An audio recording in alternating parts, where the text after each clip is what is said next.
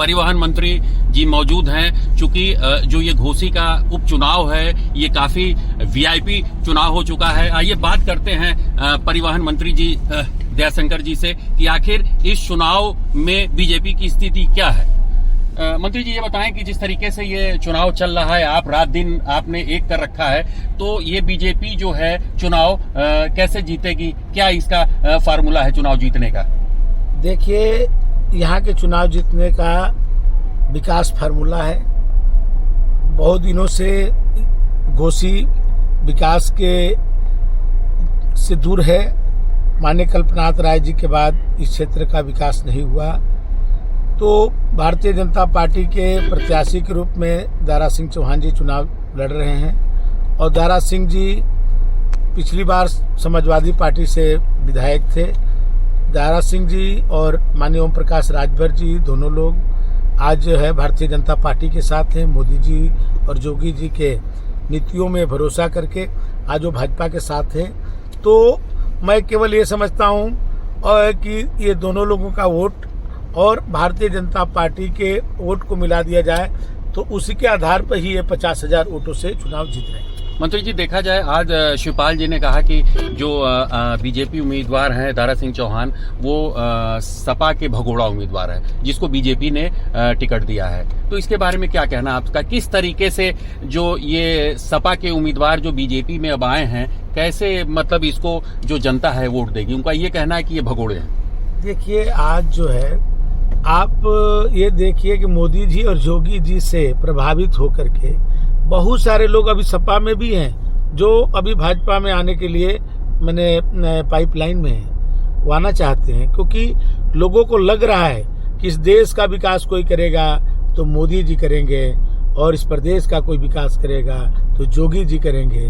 तो आज जो भी राष्ट्रवादी सोच के लोग हैं, जो देश और प्रदेश को आगे बढ़ाना चाहते हैं, तो हर दल के लोग आ रहे हैं। दारा सिंह चौहान जी पहले भी योगी जी के मंत्रिमंडल के सदस्य रह चुके हैं और उनको जो वो गए थे उनको ये अपनी गलतियों का एहसास हुआ और फिर से मोदी जी और योगी जी की नीतियों में भरोसा करके भाजपा के साथ आए।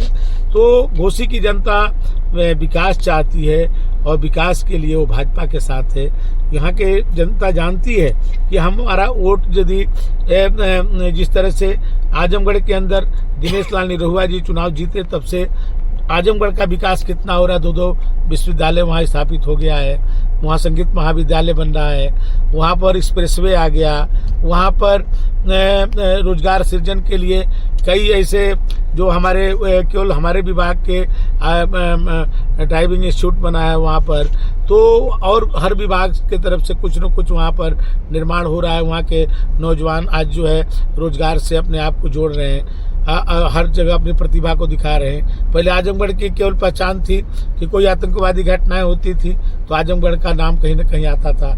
आज आजमगढ़ भी का नाम भी, चाहे आईएएस की रिजल्ट आ रहा है तो आजमगढ़ के नौजवान आ रहे हैं, पीसीएस का रिजल्ट आ रहा है तो आजमगढ़ के नौजवान आ रहे हैं, वहाँ पढ़ाई लिखाई में आगे बढ़ रहे हैं। इसी तरह से घोसी की जनता भी ये समझ रही है कि ये जब हम डबल इंजन की सरकार के साथ रहेंगे तो और यहाँ तो ट्रिपल इंजन हो जाएगा तो उसमें हमारा विकास होगा।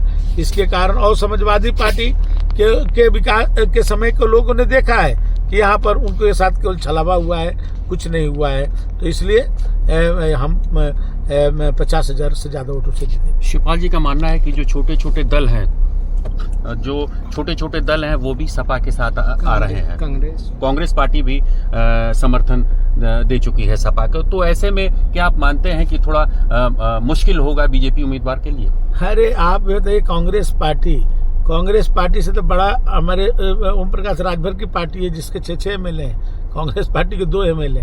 तो यहाँ कांग्रेस का कोई जनाधार नहीं है और उन लोगों के समर्थन से कुछ नहीं होने वाला है। लोग यहाँ मोदी जी और योगी जी का विकास देख रहे हैं। ओम प्रकाश राजभर चूंकि पूर्वांचल के एक अच्छे नेता हैं, वहीं पे उन्होंने राजभर के लिए यहाँ पे आ रहे हैं, राजभर वोट जो है सहेजने के लिए आ रहे हैं। तो ऐसे में क्या उम्मीद की जाए कि जो राजभर बिरादरी का वोट है वो कितना बीजेपी पे आएगा, चढ़ेगा? देखिए, जिस तरह से कोरोना काल में माननीय मोदी जी ने लोगों के लिए काम किए हैं कोई भी गरीब एक दिन भूखा नहीं रहा। कोई नहीं कह सकता कि मेरे घर में एक दिन चूल्हा न जला हो। कोरोना में सबको समान वैक्सीन, एक गांव का सामान्य व्यक्ति और देश का प्रधानमंत्री, राष्ट्रपति एक ही वैक्सीन लगाए। उसके बाद आज अन्नप्राशन से लेकर के बिटिया की शादी तक की चिंता, आज तेल चीनी नमक की तक की चिंता सरकार कर रही है। तो आज गरीब के झोपड़ी में भी बिजली जल रहा है, वहाँ गैस का कनेक्शन है, वहाँ पर शौचालय है। तो ये गरीब जो अपने पैसे के अभाव में चिकित्सा नहीं करा पा रहा था, उसके पास आज आयुष्मान कार्ड है, 5 लाख तक का वो इलाज करा ले रहा है। तो वो किसी को नहीं देख रहा है, वो केवल मोदी और जोगी को देख रहा है। आपने देखा किस तरीके से परिवहन मंत्री दयाशंकर जी गांव-गांव, घर-घर जाके चुनाव प्रचार कर रहे हैं बीजेपी उम्मीदवार के लिए। आपका मानना है कि कहीं ना कहीं से जो ये जीत बीजेपी की जीत होगी, ये लगभग 50,000 वोट से बीजेपी के उम्मीदवार जो हैं चुनाव जीतेंगे। लेकिन ये आने वाला चुनाव समय बताएगा, जब काउंटिंग 8 तारीख को होगी, उसके बाद किसकी हार होगी, किसकी जीत होगी। सर्वेंद्र विक्रम, भारत समाचार, मऊ।